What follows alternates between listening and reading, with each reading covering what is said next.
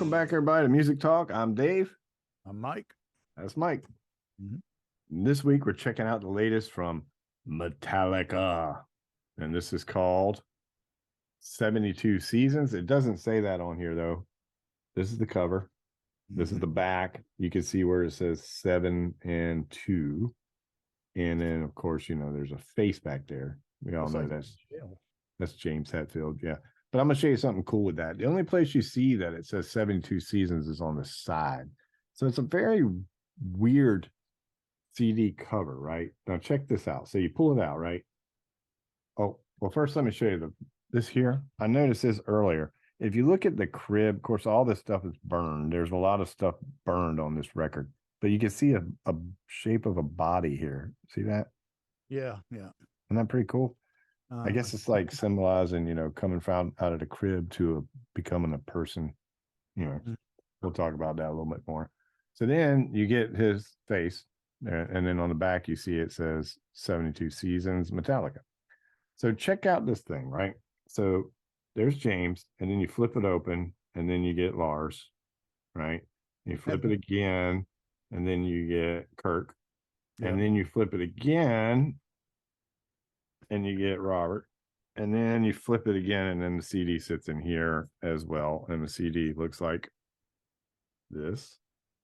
That's pretty cool, though. That's pretty nice packaging. I like it. Yeah, and then also the booklet sits in here, so when you're opening it up, and you go open this last one with Robert looking at you like, "Hey, be careful because this is going to fall on you," right? So that's what happens. Is it open like that? Are all the pictures in the same direction, or are they like they're all upside down?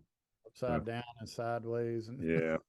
But the good thing about it is if you don't want James to be the one that you look at, you can flip it around like this, right? And you can put Lars in the cage here to where you can see.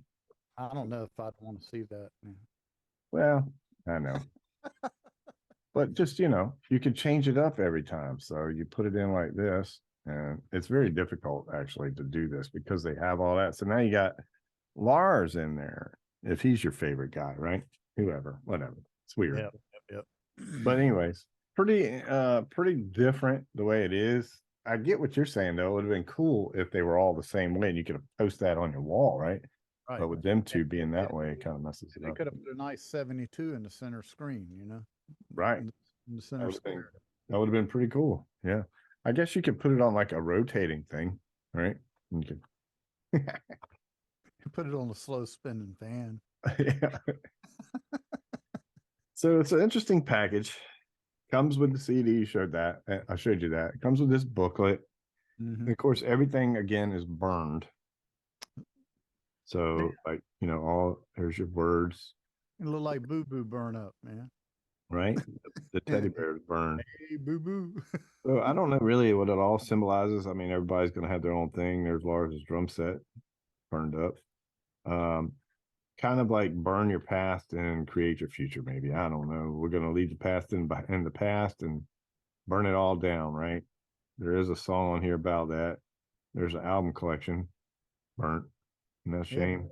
Might have been a good one in there. I could use that one right there. I need for my collection. But in the back shows all the people and the producers. So. If that's the case, then hell, they sound like all their other albums. Yeah, they burned the past and put it all on this record, right? I'm just saying. Yeah. I'm not even going to go dig into their past, really. I mean, we usually do history. Everybody knows Metallica, right? Yeah. I mean, very rare if you run across somebody that don't know who Metallica is. They've had a bunch of different lineup changes. Of course, it started out, you had Dave Mustaine, right? And then he left. And then you got Kirk Hammett came in. And then you had Cliff Burton on bass. And then, of course, he passed away in a bus wreck. And then you had Jason Newsted. And who knows what happened there. There's all stories floating around.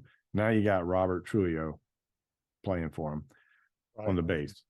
Which really, it doesn't matter who's on bass because they're never going to turn it up, right? I think maybe the first album you might have heard bass, or maybe the second album even, But Yeah. that's my biggest problem with Metallica is they never have the bass turned up in the mix. And it sucks for me because I want to hear it, you know. It's Well, they been got so much bass on the guitar parts that honestly there were a couple of songs on here where I thought that Lars was playing double bass and he wasn't. He was just playing fours, yeah. and the guitar was like it's like Yep. it, Right. I mean, and that's a signature thing that Metallica has done all along. You know. It is. They definitely have speed, you know. Of course, I don't know that you would call them speed metal nowadays because you got so much more that's surpassed the speed thing to where you can't comprehend, right? Right. It's like, Well, they got this one guy that plays one handed, that yeah, does videos one handed. It's like, are you kidding me? I It's like, know it's even gone so far. So now I guess they're just considered just heavy metal, right? I don't know. So the album's okay. I mean, I'm gonna just tell you, I've never been a huge Metallica fan. I don't buy their records. I mean, I know them. I've played some of their songs. Everybody's played some of their songs and bands, but I've never been like a giant fan to where I collect everything. Now I know people that are, and if they watch this, they're probably gonna get mad at me after this review, but that's okay. You know, I'm the puppy guy. It's all good. So I don't know. We'll go through them real quick, and then I'll tell you a few things about it that I didn't really care for much. You know, and I'm trying not to be too critical on it, but there's a few things I liked. So, so 72 seasons, first song. Basically, you know, James said that the 72 seasons is about your first 18 years of your life. You know, it's kind of what you've learned that first 18 years, then you try as you're growing to an adult to either fix what you've screwed up or move on and create better of what you've been taught or however you want to look at it. But basically right. 72 seasons is it means the first 18 years of your life, you know, Mm, which I think is why this symbolizes, you know, coming out of the crib and becoming an adult, right? yeah. You know, and all this stuff burning is just kind of let the past go, burn it down and start all over or keep moving forward and better yourself, right? Yep. Yep. That's what I'm guessing. So we come to 72 seasons, first song, right out of the box, man. I mean, it's just straight, you know what I mean? It's like, I'm thinking, wow, we're not even going to have a break. We're just jumping right in with both feet, right? Um, I actually thought this song was a little bit all over the place for me. I mean, there was a lot of this halftime stuff going on in there, and then there was changes all over. And the main rhythm when they come in to me sounded like that Bob Seger song, "Love to Watch Her Strut," except for speeded up. Right. You know, if you slowed it down, it was the Bob Seger song. But and that's fine. But to me, it was just this song was all over the place. Right when I started to lock in on something, they completely went somewhere else. And then they didn't give me time to lock in on that. So I don't know, man. It was a weird opener to me. Now there was a really cool rhythm change on the second solo, which I really liked, but really this song was confusing to me. Yeah. Well, I thought, honestly, I mean, there were, I can't right off the top of my head pick out which song did, but there were a few of these songs that reminded me a lot of songs that they have done in the past. And what it tells me is they're just using their same formula. More power to you. You know, Yeah. and I'm sure, I think it was a well, I think I think the whole album's well recorded. Mhm. Granted, the bass thing, yeah, I mean, that is an issue, but I'm pretty sure that that's the way they want it because pretty much all their albums are like that. Right. Uh, I'm gonna give them props. I think they had some good grooves going on some of these songs. There were a couple of songs that were just using your straight up 4/4 groove without the speed bass work and stuff like that on the drums and things. And I thought that was pretty cool. Yeah. To me was a lot different than what I expected out of what they were doing. Yeah. Like I say, for the most part, though, it just sounded like rehashed old material. Well, this record, James was saying that, it was the first time that he ever actually wanted everybody's input. Usually it's just James and Lars, and they write all the songs, and this is how it goes, and that's the way the song is. On this one, he was throwing out ideas and telling everybody to put their own stuff in. So it was more of a collaboration between the four than Right. normal, Right. which was weird to me because it still sounded just like all the other stuff, right? Yeah. So, Yeah. you And know, that's what I'm saying. That's what I'm saying. And I mean, they've had personnel changes all the way through, and I think it's been mostly the bass player, but mhm, um, which kind of tells you something. It's like, okay, well, for example, take King Crimson for example. Most of those musicians, when you talk to them, and I mean, they've got a list of musicians that's probably like a catalog. mhm, They really had, I mean, it was really a prideful thing to be accepted into doing the King Crimson stuff, but yeah, it was a nightmare right. at the Yeah, same time, you know? yeah. And I'm sure when you're coming into Metallica, definitely up to at least this record, you were just known that if you're the bass player, you're going to play this part. That's it. And you probably won't even hear it on the record. So just be happy that we're even allowing you in the band, right? Kind of the Yeah. way it sounds. But anyway, that was 72 seasons. So then you get to the second song and it's Shadows Follow. And it's basically, you try to get away from your past, but it keeps following you around, I guess is how it is.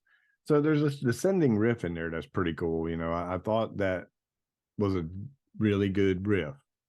And then it gets to the part where he says seething, breathing.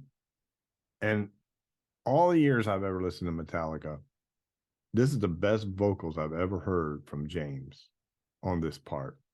I thought it was fantastic vocally.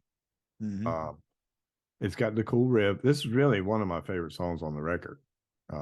But I thought with the descending riff, and then that part where he goes into the seething, probably you could call it a chorus, I suppose. But that is his voice was better than I've ever heard Hmm. on that. Which I think too, by the way, he went through some rehab and stuff. So I think he's kind of focusing more on his vocal work on this record than he did prior. You Yeah, know. well, he definitely sounded on the money on the record, and he still had his signature growls and grit and stuff like that. But you're right. I mean, it did sound to me like he was singing more Yep. than shouting. In the past, I was used to the shouting type Yeah. singing that he was doing. Yeah, and Uh, most of all the past, he always would say "yeah" in the song, like "yeah." Somewhere in the song, he's always like "yeah, yeah." I don't think he says it in any of these. So Good. left that word completely out. Good. Well, other bands have been doing that. Yeah, yeah, he's got to move on. Yeah. And then we get to the third song, "Screaming Suicide," which is basically about trying not to let this come out and kill yourself, right? I mean, it's basically a call to keep it in. Yeah, I Don't. thought it was an interesting song. It kind of, to me, it really does fit the format of what's going on, you know, Mhm. uh, socially in the country. I mean, Yeah. And a lot of this record was done in the past couple of years. So it took them like 3 years for this record. So they were right. doing the pandemic thing and the lock in and all this isolation and all this stuff is people, this is basically what people are living through this record, you know, Yeah. Yeah. which eventually we're going to get out of this and we're going to start making music again, right? It won't be so much about the past couple of years. I can't wait till we get to that point where we get back to writing songs again, right? Anyway, not that these aren't songs, just we know Right. this subject. This topic comes up just about every review. It's time to get to a new subject. Anyway, Yeah. then we get to number 4, Sleepwalk My Life Away. And you can actually hear the bass on this one, right? It starts with the bass. You get a good bass. And I'm like, finally, I get to hear some Yeah. bass. Yeah. But the riff reminds me a little bit of Inner Sandman, a little bit, Mhm.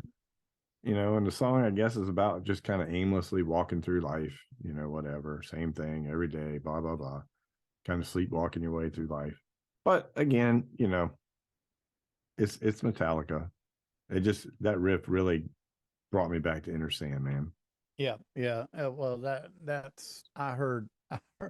To me, musically, I heard a lot of references on a lot of the songs to Enter Mhm. Sandman. That's true. I mean, Yeah, there were times I thought that that's what I was listening to, you know. yeah, But again, I mean, and like you, I'm not a big Metallica fan, but I'm sure, you know, I mean, to me, I don't think it's much different than being a Led Zeppelin fan or a Black Sabbath fan or anything else. I mean, you're going to those bands because you like that formula and that sound, you know. yeah, I mean, so there you go. I mean, yeah. Yeah, so then we get to number five, and this is You Must Burn, right? And yeah, this one was another one that I really liked on this record. Um, it kind of reminded me of Sad But True. This their other one of their other songs, right? right, The riff right. was just like it, you know. And I mean, the song kind of is about like if you don't agree or you don't fit in, you just burn it down, right? Like a mob mentality type thing. You're not with us, then we'll just burn you down, right? Kind of Yep. weird, but it's got this really cool breakdown before the solo, and the bass has some really good parts in there. But the problem again on this song is you got to really listen to hear the bass. It's not in front. I mean, the drums are so freaking loud on this record that that's all I heard the whole time until the guitar solo, and then he kicked it up a notch. But man, the drums are so loud it just washes everything away for me. But this was another song that I really liked. You know, You Must Burn. I think it has a lot going on with the way the concept of the record's going, also with the album cover and all the stuff, I think it kind of relates to this song, sort of. I don't Yeah. know. You know, I mean, it's pretty much par for the course for this type music. I mean, it's just the way to approach it. And Yeah. I don't know, you know, Sad but true. I, yeah, I mean, if it comes on the radio, I'm not going to turn it off Yeah. because I know. Well, although I will say this, this is one thing I noticed about this album. These damn songs are long. They are very long. Only four songs on here that were like really radio playable. You know, I Yeah. mean, 5 minutes or under. Well, I that think it's only four songs. The rest of them were like 7 or eight, 8 minutes. 10. The The the last last song, song is 11 minutes. right? Almost 12. I know. Yeah. And I mean, the first song right out of the chute was 8 minutes and something. Yeah. And that brings me to number six because the first song they released was Lux Eterna, right? And it's Yep. the shortest one on the record. It's like 3 minutes. 3.5 minutes, right? Right. Yeah. Yeah. So, and I'm thinking, okay, 3.5 minute song, let's see what the album comes. And then you put it on, like you said, first song's 8 freaking minutes. You're like, oh my gosh, man, that's a Well, long here's opener. the thing. It's a different. There's a. It's a different avenue nowadays than it was back in our day. You know, Mhm. where radio was where you got your stuff heard. It's not that anymore. It's YouTube and Yeah. whatever. You know, Yeah. You don't have to Patreon, reduce it down to 3 minutes anymore. right? It's Yeah. Patreon and all that stuff. You know, I mean, Yeah. you got. I don't know. You know, it it's just it's a whole different marketing scheme Mhm. now. Well, It one really, thing I like the most about Lux Eterna is, and this is going to bring me some of the negative parts of this record. I'll go ahead and bring it in here on this song, which I'll talk about later. But Lux Eterna, thing I like most about it was the same pace. It was 3.5 minutes of this is it. This to me was true Metallica, the way they've always been. And you didn't get a lot of this album is so full of these stop hits and and right, then and right. then a lot of the Lars is like killing his hi-hat. Every open space, he's on that hi-hat, and it's like, dude, just let it breathe for a second. I don't need to hear your hi-hat on every count, but he hits it every count. If there's a pause in the song, he's on that hi-hat, man, and he is like killing it. Well, But so one thing I'll point out about Lars on this whole album, I did not hear him doing any of those double bass triplet fills or quad fills they were all single stroke 16th note fills that he was doing. Yeah. And I mean, There was a couple times when he threw them in there, but it was just real quick passings. It wasn't like yeah, right. overbearing. Yeah. Right. And, I got to hand it to him. I mean, there you go. Show it can be done simply. Yeah. Simply done. So then it's simply done. So then we get to number 7, and this is Crown of Barbed Wire. And man, that part in that song where they're doing the it reminded me of the Ogre Battle off of Queen 2 so much. I Yeah. mean, even when they got to the it's like that is totally the Ogre Battle. Right.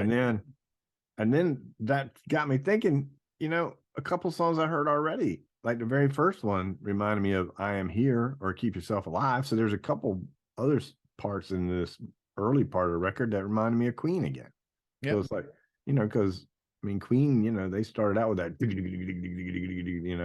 So Yeah. Well, the thing is that the Queen album, the one with the March of the Black Queen and the March of the White Queen and all that yeah, stuff. Queen too. Stuff Yeah, that, this stuff doesn't get any airplay anymore. it doesn't Bohemian Rhapsody does, but all over it. Yeah, the stuff that really pushed them out there doesn't get played. So I don't blame them for grabbing hold of that stuff and running heck with it. no. And I'm glad they did because it makes me remember Queen 2 again. And now I'm gonna go put it on because that was my favorite Queen record, Oh Queen yeah, 2. well that was what I heard when I first heard them. I mean that was yeah, Yeah, so yeah, if y'all have never heard Queen 2, go get it. Check it out. Best yep, Queen record ever.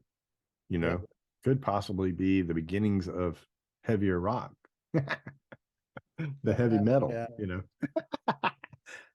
not hard rock, heavy metal. Because Brian was the king of sounds. Anyways, Oh yeah. Oh yeah. I'm Mhm. sure they'll see something in the comments about how dumb I am saying that. Well, Yeah. so be. Yep. Then we get to number 8, Chasing Light. I mean, I like the rhythm. Right now we're at a point in the record where everything just sounds the same to me. They I mean, they there's wrote that like, they wrote that song for our little cat Daisy. She chases light everywhere. is We that can't what go it is? without her wanting to chase a light. She wants us to turn our light on the phone and chase it. Okay, because I couldn't connect to this song very well, and if that's the case, then at least somebody's connecting with this one. Well, so you Yeah, got it. That's it. The meaning of this one is so the cat will chase the light. chasing light. And then we get to number 9, and this is if darkness had a sun. So now you've chased the light. Now we're going to talk about darkness. But this one, starts out, it's like a march, like a mob march riot type thing or something, and it reminded me a lot of Master of Puppets. Yep. Again, we're going back to some of their older stuff. So again, sounding similar to some of the other parts of the record. Then we get to number 10, Too Far Gone. To me, the guitar solos in this probably had some of the best guitar work in it because it was the cleanest, right? There's only, and I've counted, and I may have missed one actually, but of all these songs, there's only 2 songs where he does not play the wah in. And I can't guarantee that. It might be those 2 songs he still uses a wah pedal. But just about every song on here, he's playing a wah pedal. At some point of his solo, he kicks that wah pedal on. And it's Yep. like, dude, somebody take his wah pedal from it. I mean, and this song here, where there's no wah in it, had some of the best guitar solo on the record. And Well, it's not even that long of a song, and it's probably one not many people are going to catch on. But to me, the solos in this, where he was clean, he was actually playing good licks. It do wasn't you covered up with a bunch of, you know, do effects. you, do I you think liked it it.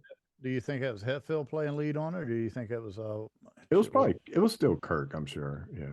sure? Kirk. Yeah. Yeah.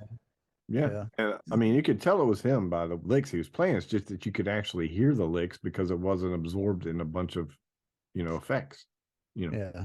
And a drop D tuning.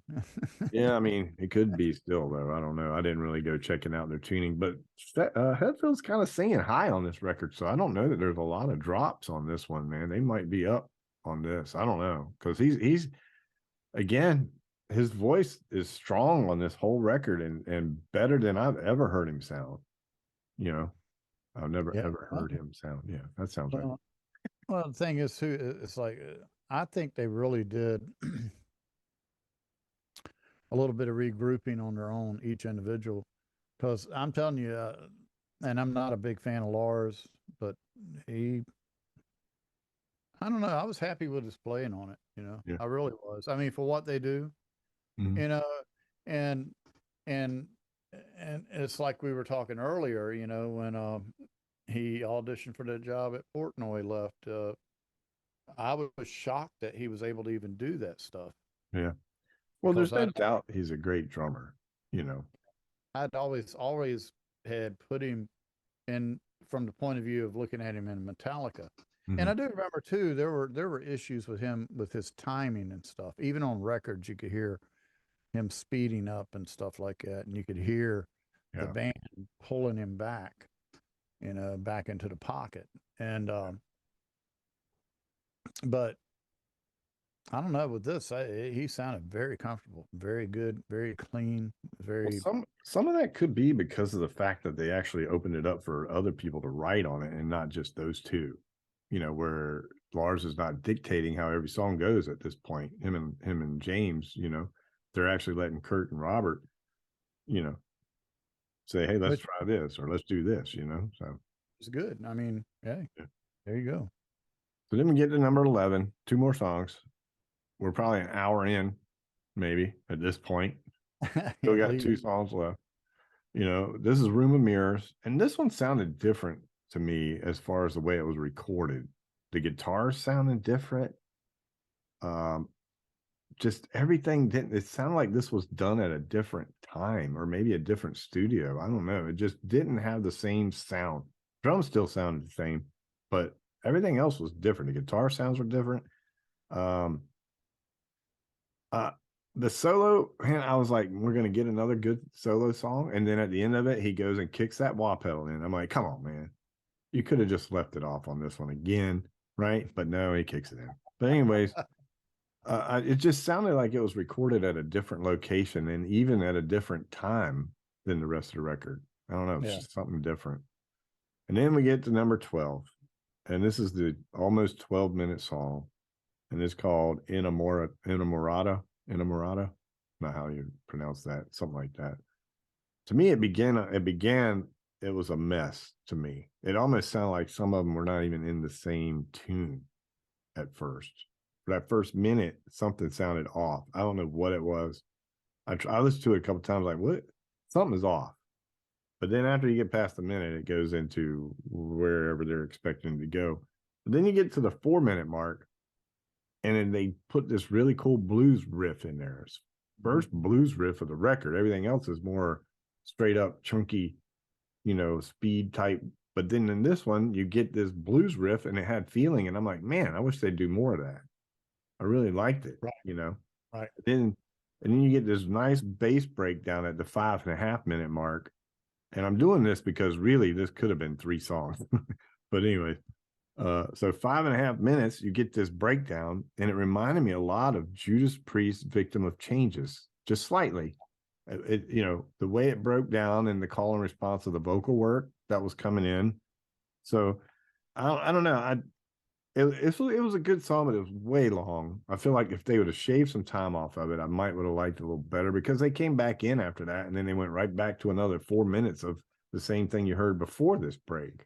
Yeah. Yeah. Well, I So got to say though, I never got bored with the song.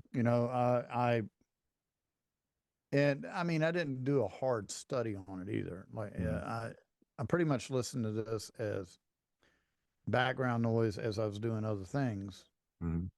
you know. But I didn't, I didn't go, oh my God, there they go again. I mean, I've had songs like that were even less than 3 minutes that I'm like, come on, man. Right. And this one didn't do it. It didn't wear me out as far as it being No. too much of a redundant playing a hook over and over again. Mhm. Uh, there was enough movement, and I got to say that pretty much about every song on here. Although, like I say, there were semblances to a lot of their older material, For sure. kind of Uh, like a little bit of ad lib happening on top of their tried and true riffs yeah. and stuff. Yeah. So I mean, that's their choice. I mean, I've heard people commenting and they're like saying stuff like they're losing their riffs and they're just recycling stuff, and Kirk's not doing as good, or James. And to me, I don't pay attention much of that junk. I just say what I think about it, and people can say what they want. I don't feel like they're losing anything. I do feel like this album. I'll just tell you, I'll go ahead and start breaking down the album as a whole, bad and good. I'll give you the bads. It's a lot of them. I think it was way too long. It was an hour and 20 minutes.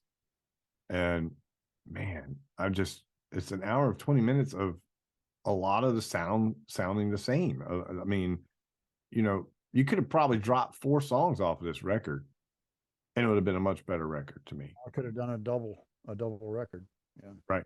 Just 12 songs, hour and 20 minutes, man. I mean, you're averaging 10 minutes a song, Yeah. So way too long for me. I thought that the drums were too loud. I thought they overshadowed everything on the songs. The bass was way too low. I'm going to say that because I'm a bass player, and it's a Metallica trait that they never kick the bass up, man. And I don't know why, man. You got these great bass players. Every bass player they've ever had is a great bass player, but you don't know that because you can't ever hear it, which sucks. So wish they'd turn him up. The one thing about it too is there was way too many of these little stops. Bam, bam, bam, bam. Like every song was bam, bam, bam, bam, all this, way too many. Kurt, I love you. I think you're a great guitar player, but you need to get rid of your wah pedal, man. Good gosh, man. It was like every song, man. I mean, I get it. He's probably even got his own signature wah, right? I guess. I don't know. If he don't, somebody needs to give him one because the guy uses it all the time. So just drop the wah. I want to hear you play clean every now and then, which I got twice maybe on the whole record. Out of an hour and 20 minutes, I got like 10 minutes of no wah. Yeah, no wah, and a reminiscence of Eye of the Tiger. I know I kind of dogged it a little bit, man, but I mean, I'm gonna give you what I liked about the record now. It's all right. Yeah. I mean, people are gonna hate me for this one, I mean, I'm used to it. Go ahead. All my friends that love Metallica, you guys know I've been saying this stuff for years about Metallica. So not that I have any friends or that any of them would even watch this, but I'm just saying, if you are, I've been saying this stuff for 15, 20, 30 years about Metallica. Anyways, let me get to the good. The one good thing is, if you are a Metallica fan, and I hope you are if you bought this record, because to me, this sounds a lot more like traditional Metallica than the last few albums they've done. The last couple albums they've done, I don't know what you call it. Even Metallica fans hated them, right? This one actually sounds like they went back to being Metallica. It's not whatever it was they were doing. I know a lot of people, I know a lot of fans that after Injustice for All, they kind of threw them away a little bit, right? So to me, I think this is the most Metallica sounding Metallica record I've heard in years. So if you like Metallica, you're gonna love this record. Honestly, I'm gonna tell you this. I read some other reviews about this, and these were people that I guess are pretty much Metallica fans, and they were really surprised and impressed with this album. They were like all over it. They're like, Metallica's back.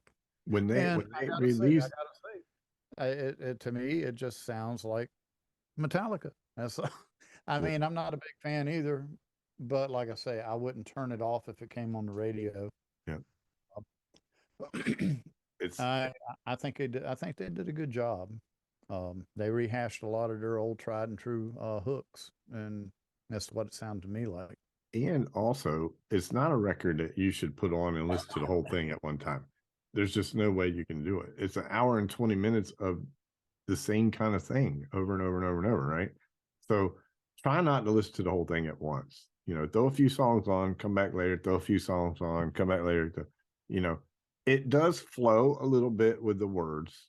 It kind of does, but the songs, you'll get tired of listening to it, man. After It's 120 minutes, dude, or an hour and 20 minutes long. Was it 80 some minutes?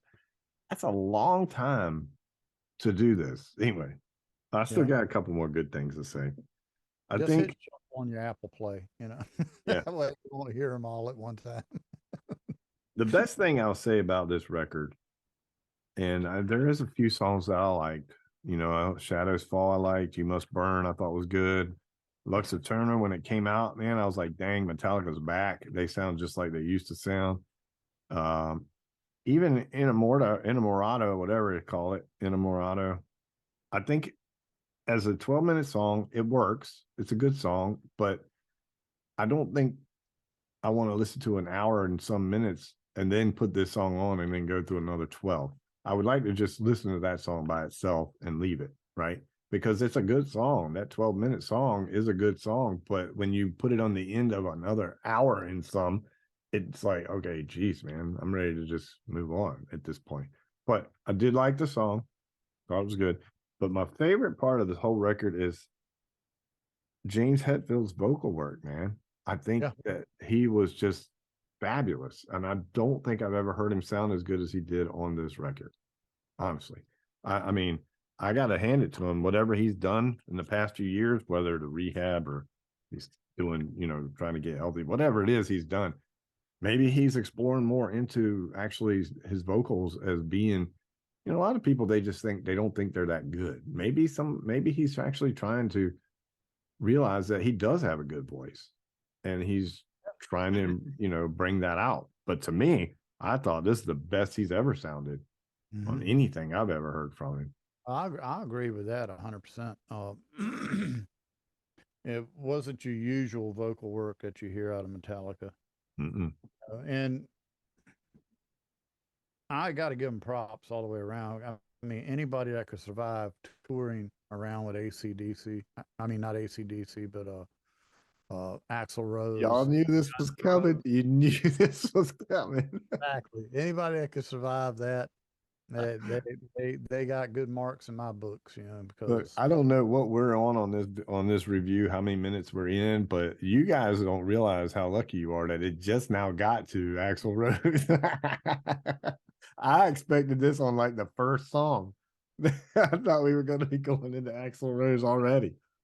I thought well, we were going to get out of here without using the wah pedal. he's pretty well known. People know I cannot stand that guy. But Yeah. anyway, It's well known. If you watch any of our 80 some videos that we've already put out, probably that name has come up in 60 of them.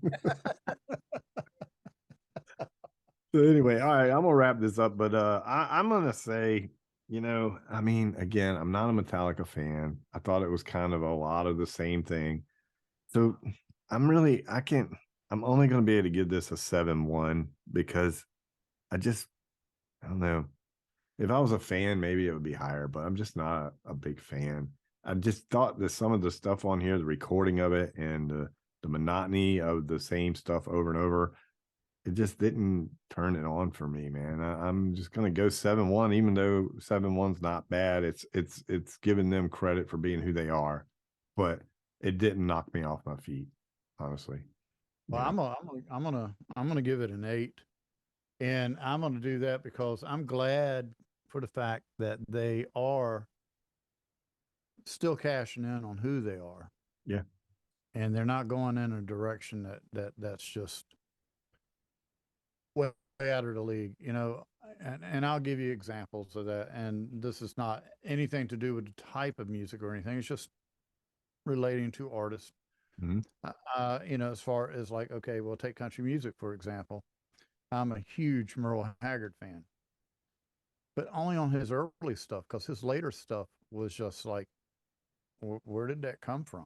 You Yeah. know, I mean, it sold, people hung on to it, Yeah. but it wasn't like his older stuff. And that's what I'm saying. They drifted away a little while, and I remember there was a period of time in Metallica that they literally released, I think, one album where they did not do any lead guitar work at all on the album. It was all rhythm and drums. Mm. And That's I mean, blasphemy. now I can't. point the album out because, again, I'm not a Metallica fan. Yeah. But hearing what I've heard on this album, if they stick with this formula, they're going to be around for a few more years. I mean, Yeah. you can count on that. Yeah. And And his voice has gotten sounding so good now. yeah, yeah, Um, I mean, you got to figure, they've been around 40 years, 50 years, maybe 40. I mean, what are we looking at? 40 80s, years. right? Yeah. So, Yeah, they've done a lot. They've recorded a lot of records. So it's obviously they're going to sound similar to some of their old songs. I mean, I get that. And if I was rating the Metallica record as do they sound like Metallica, then it'd probably be a 10. But I'm rating the record as the record itself, So right. again, Metallica fans, you're probably gonna love this record. I mean, the words, everything about it is all Metallica. I mean, it is, Yeah, you know, yep. it's their thing, and I'm pretty sure Metallica fans are excited about this one. It should be. Again, when they released was it Lexaturn or whatever it's called, it was like, holy crap, man. Was that something from the vaults? Or is that what they're gonna have now on this new one? Because Right. it really was back to where they should be, honestly. Yeah. And Yeah. they are where they should be again now, I think. I think they took a weird veering. They tried to do some stuff. I don't Yep. think it caught on too well with the fans, And Right. now, they're back strong as they've ever been, you know. And, if you like wah, there's plenty of wah on it. There's a lot of wah pedal kicking you in the face on this whole record. So, Well, like I say too, I've got a lot more respect for Lars. I wasn't a huge fan of Lars at all, and then I saw that YouTube video on him auditioning for Dream Theater. yeah, He didn't win the audition, but I got to tell you, I was totally impressed with what he did.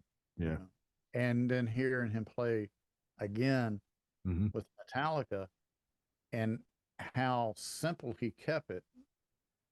yeah. Kind of gives And you a better appreciation for him. Yeah, right, right, exactly. I mean, yeah, I mean, he's not. Now, granted, that maybe the drums were recorded too loud, but I don't think that was his choice. Because to me it seemed like he just wanted to settle in the pocket and play yeah, the drums. yeah. You It would know, have been nice if they would have cut it down just a little bit and maybe brought the bass up some. yeah. you Well, know, you're gonna that have that. that'll be my argument. That'll be my argument anyway. I Yeah, mean, so I'm a bass player. What do you expect? I want to hear Robert kick it. He's a great bass player. I want to hear it. There's some really good parts he does on this record. You just gotta, push the headphones really tight to hear him. It's like, what did he do there? Oh, that was pretty cool. So yeah, yep. anyway, all right, we'll wrap it up. I gave it a 7-1. Mike gave it an 8. Metallica fans will probably give it a 9-9 or a 10 even, and Oh yeah, I'm gonna have a lot of stuff that people are gonna say about me, and it's all right. It's yeah. cool. So anyway, Metallica, 72 seasons. Looks like this. Got a Mm-hmm. lot of looks about it, really. Burned up stuff. And 72 on there. and mm-hmm. Yeah, check it out, man. If you're a Metallica fan, you're gonna dig it. So Nothing else, you'll like the artwork and the way they put the album together. yeah, absolutely. Absolutely. Packaging's outstanding. I like the packaging. Great packaging. Definitely original. So Yep, yep. all right. Well, until next time, you guys stay safe. That's right. Peace out. Listen to the music.